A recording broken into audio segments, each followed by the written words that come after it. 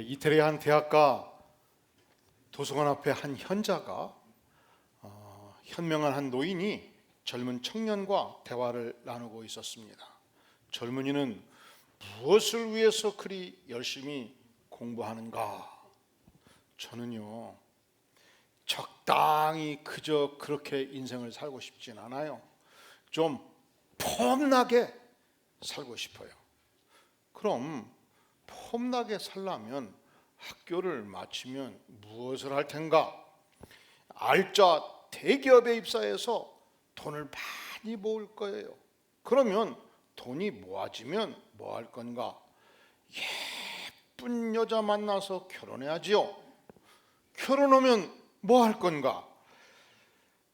한 10년 아기자기하게 살면서 해변가에 저택 별장을 멋있게 지어야지요. 별장을 지어서 어디다 써먹을 건가? 요트 사고 낚시를 즐기면서 한번 폼나게 인생을 살 거예요. 그러면 그렇게 살다가 은퇴하면 뭐 할 건가? 은퇴요? 그러면 모든 돈을 모아가지고 전 세계 문명 도시를 다니면서 폼나게 여행을 해야지요. 여행을 할 수 없을 만큼 쇠약해지면 어떻게 할 건가? 그때는 폼나게 죽어야지요. 여러분, 우리 인생이 아무리 큰 권세를 가져도, 정승판사가 되고 장관을 하고 세상을 호령하는 권세를 가져도 결국 인생의 종착역은 죽음입니다. 우리 인생이 힘이 있을 때는, 권세가 있으면 너무 좋게 생각이 돼요. 힘이 있을 때는 엄청나게 많은 재물을 모으면 너무 부럽고 갖고 싶어 합니다. 그런데요, 마지막 인생 종착역에 다다르면 놀랍게도 그때야 분명하게 깨닫는 것이 있어요. 그 엄청난 권세가 아무 소용이 없습니다. 그렇죠? 그 엄청난 재물이 아무 능력이 없어요. 4년 전 2014년도 한국 최대의 재벌 상승그룹의 총수가 갑자기 심장질환으로 의식을 잃고 쓰러졌습니다. 입원을 했습니다. 거의 식물인간 상태가 되었습니다. 지금도 누워 계십니다. 그런데 그 수십억의 자금이 아무 소용이 없어요. 무능해요. 근데 인생들이 참 어리석은 것은 그것을 언제 깨닫지요? 언제 깨달아요? 그때 가서 깨달아. 여러분, 인생의 참된 지혜가 무엇인지 아십니까? 내가 힘이 있을 때, 내가 능력이 있을 때, 그 어떤 재물도, 그 어떤 권세도 별거 아닌 것을 아는 것이 인생의 지혜예요. 그러면 또 이렇게 반론을 펴요. 그래도 목사님, 한번 관세 쥐고, 한번 마음껏 재물을 쥐고 한번 휘둘러 보고 싶어요. 오늘 본문은 2000년 전 예수님이 살아계실 때 한 영적인 인물을 등장시키고 있습니다. 그의 이름은 니고데모였습니다. 이 니고데모라는 단어 자체의 언어적 의미가 정복하다라는 개념을 가지고 있어요. 그는 정복자였습니다. 그는 그 시대의 영웅이었습니다. 오늘 말씀의 1절에 보면, 그런데 바리새인 중에 니고데모라 하는 사람이 있었습니다. 이 바리새인이라는 말은 그 시대 정치, 종교, 지도층에 속한 자다, 지식인 그룹에 속하였다, 박사급 인물이었다, 이런 의미가 되겠습니다. 유대인의 지도자라, 유대인의 관원이라, 그 당시 유명한 권력의 산실이었던 산헤르딘 국회의 국회의원이었습니다. 10절에 보면 예수께서 그에게 대답하여 이르시되, 우리 예수님이 말씀하시기를 너는 이스라엘의 선생이라고 표현하지 않습니까? 이스라엘의 선각자요, 이스라엘의 백성들로부터 존경을 받는 지도층 인사였습니다. 그가 어느 날 소문을 듣습니다. 예수님께서 구약 성경의 모든 예언을 받고 이 땅에 오셨다는 소문을 듣습니다. 예수님께서 설교 말씀을 하실 때 너무도 감미롭고 너무도 영광스럽고 천국의 아름다운 복음을 증거하는 분이라, 천국의 언어로 설교하시는 분이라 소문을 듣습니다. 그분은 기적의 인물이었습니다. 예수님 어느 날 혼인잔치에 참여를 했습니다. 잔치가 한참 무르익을 때 포도주가 떨어졌습니다. 그때 하인들에 명하셨습니다. 이 항아리에 물을 가득 채워라. 이제는 연회장에 갖다 주라. 전혀 포도가 들어있지 않음에도 불구하고, 전혀 발효가 되어 있지 않음에도 불구하고 극상품 최고의 포도주를 만들어낸 것입니다. 그분은 전능하신 하나님의 아들이셨습니다. 그런데 그분이 드디어 예루살렘에 당도했다는 거예요. 내가 반드시 그분을 만나 뵈야 하리라. 니고데모는 밤중에 그가 지도자였기 때문에 낮에 어깨를 펴고 예수님을 만날 수가 없었습니다. 그는 밤중에 예수님을 찾아갔습니다. 그리고 예수님을 칭찬을 한 것입니다. 자, 우리 다 함께 3장 2절 말씀 한 목소리로 봉독하겠습니다. 시작. 그가 밤에 예수께 와서 이르되 라삐여, 우리가 당신은 하나님께로부터 오신 선생인 줄 아나이다.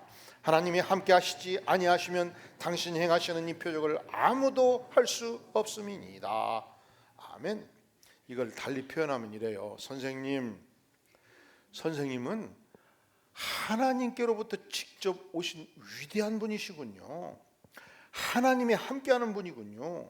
하나님이 함께하니까 이 엄청난 기적도 일으키시는 분 아니시겠습니까?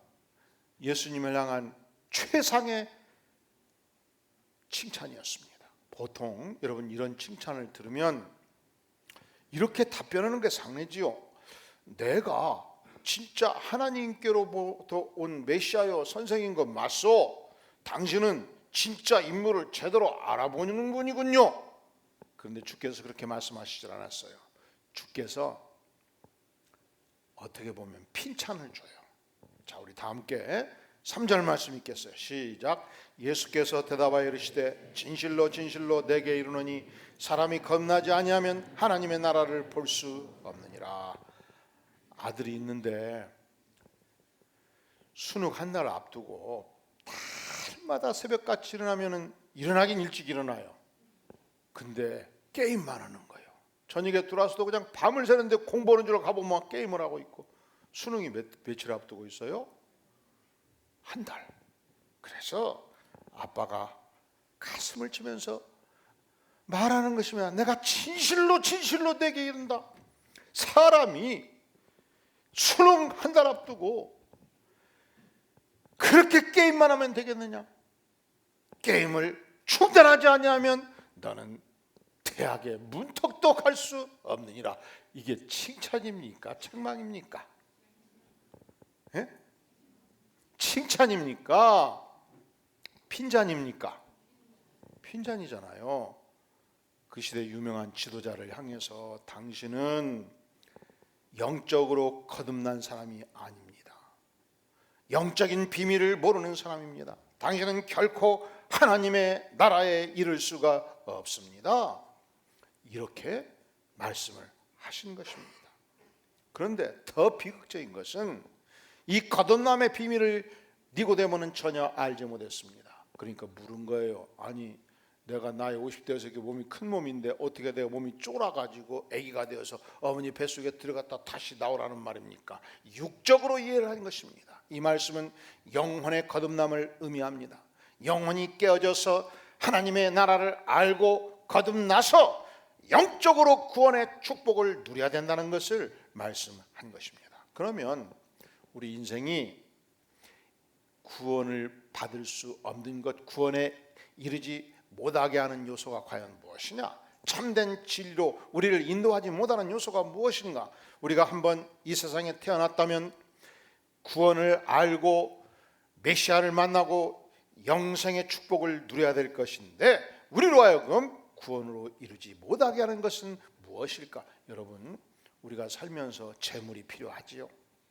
하지만 아무리 재물을 많이 모은다 한들 그것이 우리 인생을 영생으로 구원으로 인도하지 못합니다.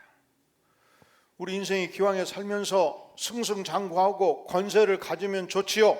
그러나 어떤 권세도 우리를 구원으로 인도하지는 못하는 것입니다.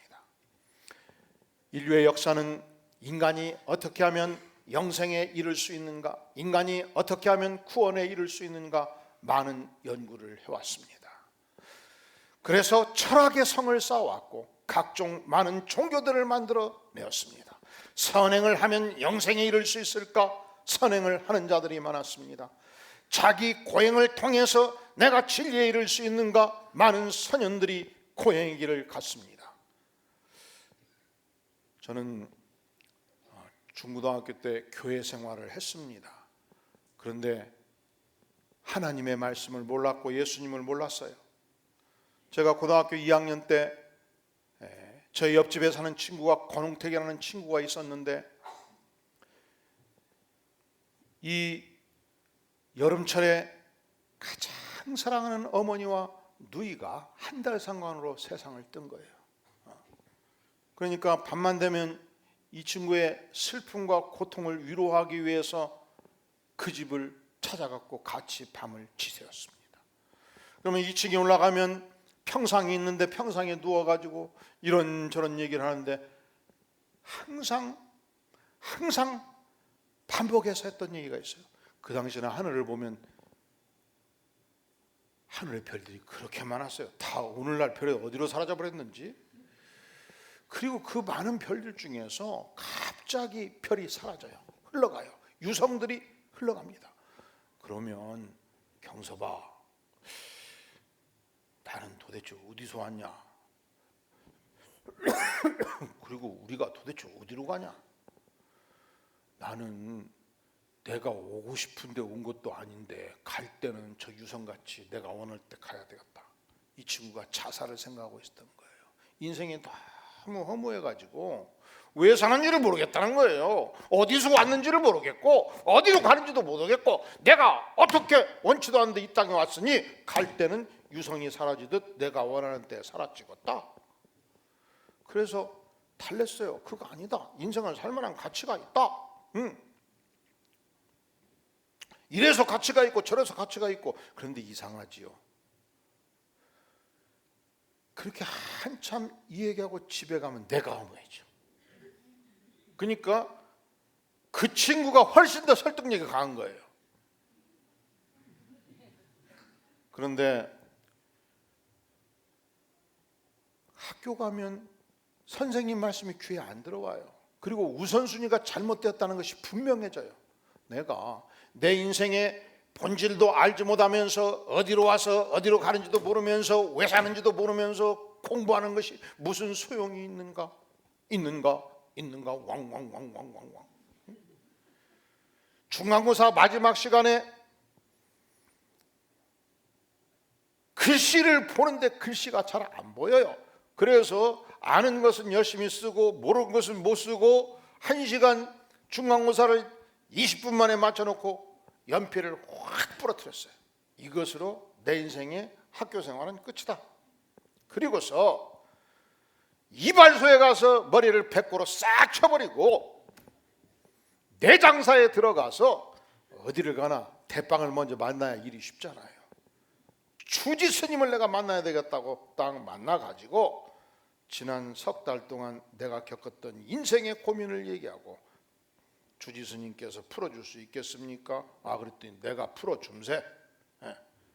그리고 자네는 앞으로 나도 나이가 많고 이곳에서 주지헐폭 잡고 훈련을 받게. 그래서 주지 스님 옆방을 내가 차지를 하고서 숙제를 주는데 불경이 어려워요. 옥편을 펴가지고 우리는 아는 것 가르치면 졸아버리고요, 잘 모르는 게 많으면 힘이 솟구쳐가지고 밤을 새요. 밤새 연구해서 불경을 읽고 또 읽었습니다. 그런데 어느 날 문을 빼끄머니 여는 자가 있었습니다. 그러더니 늑달같이 달려와가지고 제 몸을 껴안으면서 야, 이 자식아, 너 경섭이 맞지? 그래서 아니요. 야, 이 자식아, 너 경섭이잖아. 아니란께. 야, 이 자식아, 내려가자. 너가 도지사가 되어야 될 거인데 여기서 뭐 하고 있냐? 이모부가 이평 초등학교 선생님이셨습니다. 가을이 되어서 애들을 데리고 소풍을 오셨다가 조카가 머리 깎고 앉아 있으니 이게 보통 일이 아닐까요? 그래서 아니란 게 아니라고 그러니까 이 양반이 너가 알아서 해라. 내가 집에 가고 너희 아버지 어머니 할아버지 어머니 떼거지로 모시고 와가지고 너 끌고 내려갈 테니까 알아서 해라 하고 가셨는데, 그날 밤 곰곰이 생각해 보니까 내일 아침에 아버지 어머니 할아버지 할머니 외삼촌 다 달라들어보면 내가 이길 재간이 없겠더라고요. 그래서 인생 문제는 우선순위를 다시 바꿔야 쓰겠다. 그건 나중에 대학 들어가서 해결할 문제고 일단 하산하자. 밤늦게 조용히 하산을 해서 여기까지 왔습니다. 잘못하면 내 장사 주제 될 뻔했어요. 그런데 참 스님들이 존경할 만한 점이 있더라고요. 이 얘기를 듣다 보니까 동안거에 들어가면 겨울 석 달 동안 불도 안 넣고 암자에 앉아서 하루 한 끼 먹으면서 용맹정진을 한다는 거예요. 여름이 되면 그렇게 더운데 암자에 토굴에 들어가가지고 하루 한 끼 먹으면서 용맹정진을 한다는 거예요. 그런데 복잡한 생각 다 물리치고 그 많은 책들의 생각들 다 물리치고 이번에는 한 가지 화두를 가지고 들어가서 씨름을 하면서 용맹정진 싸운다는 것입니다. 무엇과 싸우냐? 불교는 그렇습니다. 인간 세상에 생로병사의 고통의 바다에 인간이 빠지게 된 근원적인 이유가 뭐냐? 그것은 인간 안에 욕망의 덩어리가 있기 때문에 그렇다는 거예요. 이 모든 욕망의 관계를 끊기 위해서 속세와의 인연을 다 끊어버린 것입니다. 부자와의 인연을 끊고 친구와의 인연을 끊고 모든 인연을 끊고 산중으로 들어가지 않습니까? 그리고 내 마음속에서 일어나는 각종 정욕과 욕망과 욕심들을 다 끊어낸단 말이죠. 그래서 3년, 5년, 7년 이 수도와 용맹정진의 수련을 통해서 이 욕망의 채로 상태에 들어가게 될 때, 그때 깨달음의 경지에 이르고 그때 해탈의 경지에 이르러서 니르바나 드디어 극락세계의 영적으로 들어간다, 그렇게 표현합니다. 그러면 그렇게 할 때 과연 인생의 근본 문제가 풀리고 진리의 세계에 도달하게 될 것인가?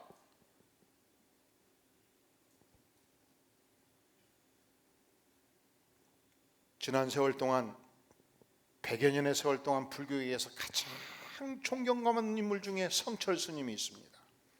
이분은 불교가 어지러울 때 모든 불교계의 지도자들이 이분밖에 이끌어갈 분이 없다 해가지고 조계종 종정으로 6대 7대를 세웠는데 대부분의 종정들은 취임을 받으면 바로 속세로 나와가지고 서울에 조계사로 들어가요. 거기서 호령을 하지 않겠습니까? 그런데 해인사 암자에서 한 발자국도 움직이지 않았던 인물입니다. 그분은 파계사에 있을 때 8년 이상을 누워서 자지 않고 앉아서 수도를 했던 인물입니다. 이런 고승들이 해인사 암자에 앉아 있으면 불자들이 놔두질 않아요. 한 번이라도 아련을 해서 축복을 받으려고. 그러니 수도를 할 수 없지 않습니까? 그래서 부활을 시켜가지고 3000배를 한 자만이 나를 만날 자격이 있다 하니까 1000배 하다가 허리가 꺾여서 내려가고 2000배 하다가 허리가 꺾여서 내려가고, 그리해서 수도에 정진했다는 인물이 바로 성철 스님입니다. 종정이 돼서도 수레를 멈추지 않고 종정의 업무를 보지 아니하니까 많은 기자들이 암자에 올라와서 인터뷰를 요청했어요. 다 거절했습니다. 그런데 하도 한 말씀 하라니까 한 말씀 한 것이 제가 지금도 눈에 선해요. 조선일보 일면 토끼사로 실렸다니까. 그리고 8대 신문에 다 그 말이 실렸어요. 별것도 아니야. 산은 산이로되 물은 물이다. 저도 그런 말씀할 수 있죠. 산은 산이고 물은 물이요. 그런데 이렇게 정진했던 인물이 마지막 인생을 마감하면서 열반송을 남깁니다. 들어보시겠습니까? 일생 동안 남녀 무리를 속여서 하늘을 넘치는 최업은 수미산을 지나치니 산채로 무간 지옥에 떨어져 그 한이 만갈래라. 이런 말이에요. 일평생 동안 남녀 무리를 너무 많이 제가 속였습니다. 그 죄가가 하늘에 넘치고 수미산에 넘칩니다. 그리하여 나는 산채로 지옥에 떨어져 그 한이 만갈래가 아니겠습니까? 그리고 가까이 있는 제자들에게 이런 유언을 남깁니다. 내 죄는 산보다 높고 바다보다 깊은데 내 어찌 감당하랴? 내가 80년 동안 포기한 것이 헛것이로다. 우리는 구원이 없다. 죄값을 해결할 자가 없기 때문이다. 딸 피리와 54년을 단절하고 살았는데 죽을 임종을 앞두고 만나게 되었도다. 피리야, 내가 잘못했다. 내가 내 인생을 잘못 선택했다. 나는 지옥에 간다. 이 고승이, 그렇게 수도에 정진했던 고승이 이렇게 말하니까 너무 겸손하다고 또 불자들이 엄청 존경해버려요. 이것은 무엇을 말하는가? 인간이 근본적으로 죄인이기 때문에 노력으로 구원을 이룰 수 없다는 것을 반증하는 거예요. 여러분, 나를 낳아주시고 나를 길러주신 부모님을 우리가 홀대할 때, 부모님을 존중하지 아니할 때, 부모님을 학대할 때 우리 자식이라고 말하지 않습니까? 그런데 우리 전능하신 하나님은 세상에 죄 많은 나를 위해서 사랑하는 독생성자 예수님을 이 땅에 보내주신 분입니다. 나를 창조하신 분이십니다. 그리고 내가 살 수 있는 세상의 아름다운 터전을 선물로 주신 하나님이십니다. 우리 인생이요, 그저 우연히 진화돼 가지고 우연히 이렇게 만들어진 존재가 아니에요. 여러분, 제가 지난 10년 동안 이 시계를 차고 다니는데 시간이 틀려가지고 이렇게 맞춰본 기억이 별로 없어요. 그러면 상당히 정교한 시계지요. 좋은 시계지요. 그렇지요. 그런데 이 시계는요, 오늘날 문이 좀 저절로 쫙 열리더라고요. 그 거실 문이. 근데 바람이 쫙쫙 불어니까 보니까 쇳가루 몇 개가 모이더라니까, 우연히.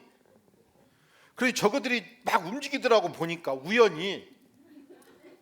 그러더니 보니까 또 바람 한번 싹 불으니까 굳기 시작하더라고, 저거들이. 그래서 보니까 찰카닥 찰카닥 움직이더라니까, 시계가. 이 시계가 그런 시계예요, 이 시계가.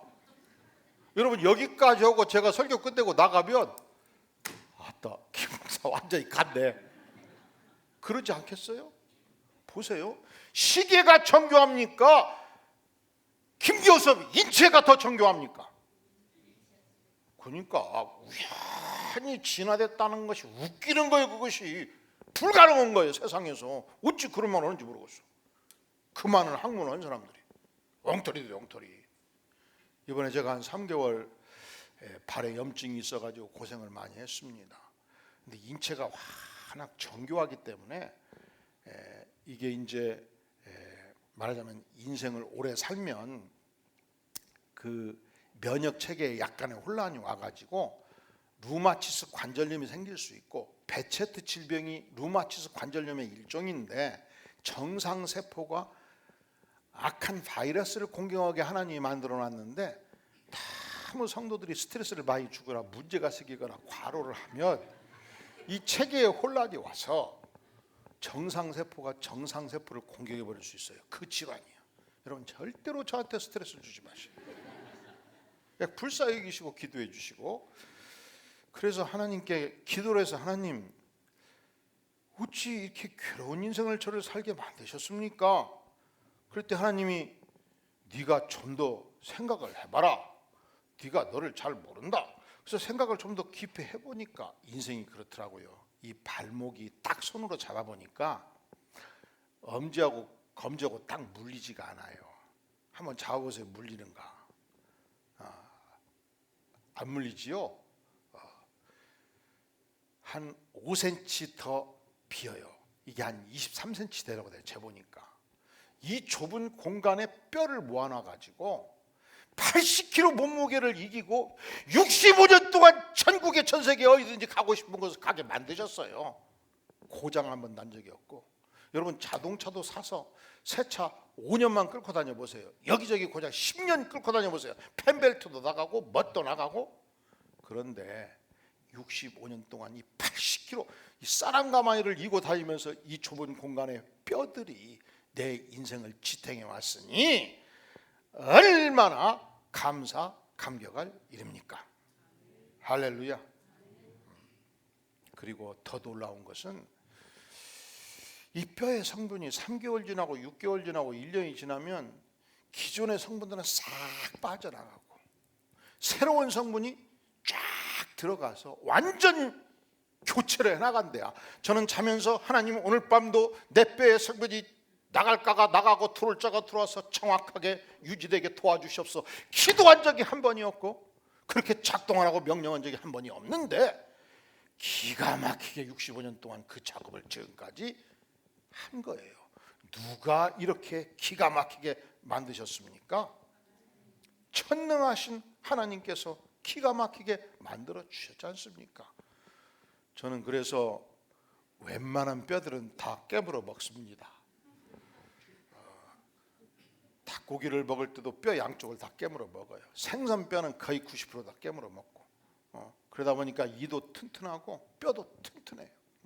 어린 시절부터 어머니가 그렇게 훈련을 시켜줬기 때문에 그렇게 먹어야 뼈가 튼튼하다니. 경서봐 깨물어 봐라 깨물어진다. 그래서 65년 동안 그 좁은 공간의 뼈들이 사실은 언젠가 우리 교회에서 좋은 쌀이 있어가지고 창고에 넣었는데 그게 대부분이 10kg짜리였고 좀 무거운 게 20kg였거든요. 그걸 이렇게 옮겨 놓은 거예요. 30개, 40개.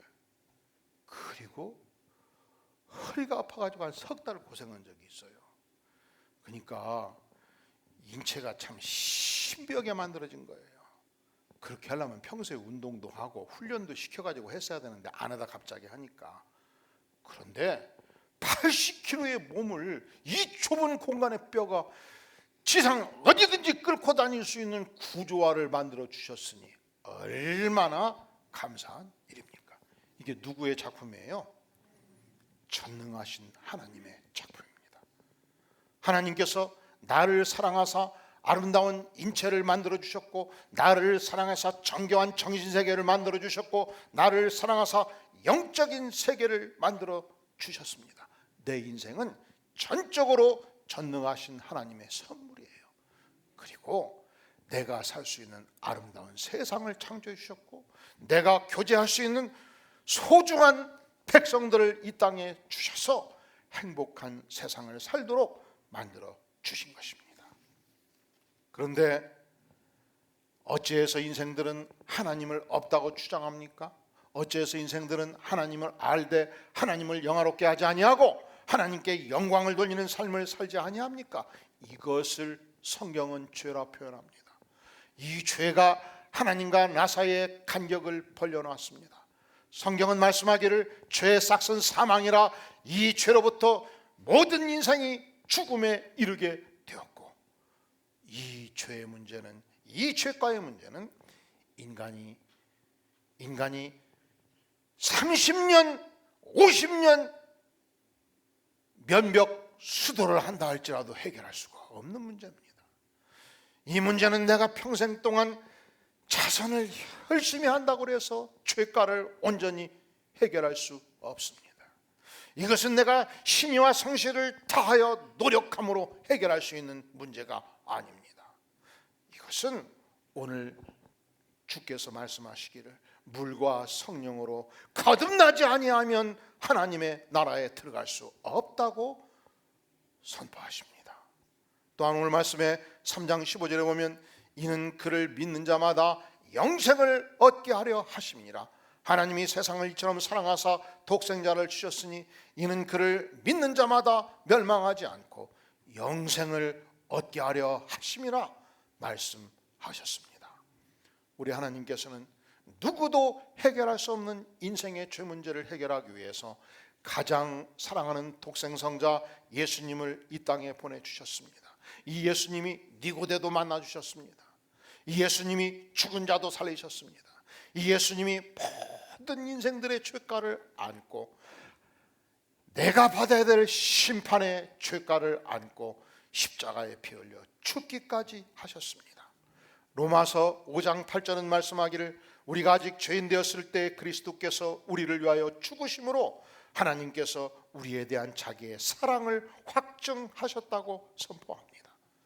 우리 주님께서는 내 죄를 안고 죽으셨을 뿐만 아니라 죽음을 뚫고 부활하셨습니다. 사망의 모든 관세를 파하셨습니다. 인간이 재물로 이길 수 없고 관세로 이길 수 없는 죽음을 주께서 이기셨습니다. 부활하셨습니다. 믿는 모든 백성에게 영생을 선물로 허락해 주신 것입니다. 그 주님께서 선포하십니다. 내가 곧 길이요 진리요 생명이니 나로 말미암지 않고는 아버지께로 올 자가 없느니라. 아멘. 다 함께 머리 숙여 기도합니다. 이 시간 우리를 위해서 십자가에 피 흘려 죽기까지 하신 예수님께서 말씀하십니다. 볼지어다 내가 문 밖에 서서 두드리노니 누구든지 내 음성을 듣고 문을 열면 내가 그에게로 들어가 그와 더불어 먹고 그는 나와 더불어 먹으리라. 이 시간 예수님께서 사랑의 음성으로 우리 앞에 다가오십니다. 우리의 마음의 문을 두드리십니다. 마음의 문을 열면 우리 주님께서 우리 안에 들어오셔서 우리를 다스리시며 우리의 주인이 되시겠다 말씀하십니다. 그렇습니다. 주님, 내가 주님을 영접하기를 원합니다. 주님은 내 인생의 주인이십니다. 고백하기를 원하는 분들 모두 눈을 감아주시고 조용히 오른손을 들어주시기를 바랍니다. 지금까지 교회를 왔다 갔다는 했지만 종교 생활을 했지만 내가 예수님께 진실로 순종하고 예수님을 진실로 영접하지 못했습니다. 그러나 오늘 주께서 마음의 문을 두드리시니 제가 마음의 문을 열겠습니다. 내 안에 임하여 주시옵소서. 나의 주인이 되어 주시옵소서. 나를 다스려 주시옵소서. 고백하시는 분들 모두 눈을 감아주시고 조용히 오른손을 들어주시기를 바랍니다. 주께서 여러분을 초청하십니다. 부르십니다. 그리고 모두 저를 따라 기도해 주십시오. 예수님, 마음의 문을 엽니다. 내 안에 임하여 주시옵소서. 나의 모든 죄를 용서하여 주시옵소서. 그리고 영생을 선물로 주시니 감사를 드립니다. 나를 다스려 주시고 주님이 원하는 사람으로 만들어 주시옵소서. 예수님의 이름으로 기도합니다. 아멘. 주님 감사합니다. 이 시간 신앙 고백에 나가는 백성들의 심령 안에 임하시고 다스려 주시고 영적인 보호와 축복을 넘치게 부어주시며 영생의 삶을 살아가는 은혜를 주께서 허락하여 주시옵소서. 예수님의 이름으로 간절히 기도하옵나이다. 아멘.